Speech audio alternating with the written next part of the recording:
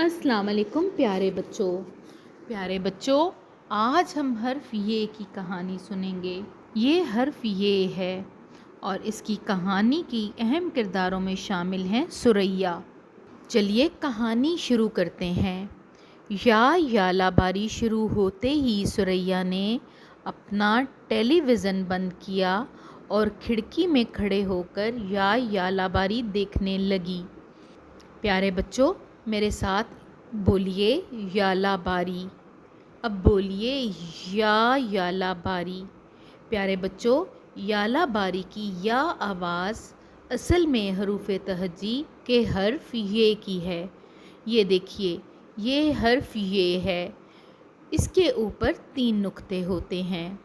بناوٹ کے لحاظ سے یہ رے کی طرح ہے، لیکن اس کے اوپر 3 نقطے اسے رے اور زے سے مختلف بناتے ہیں۔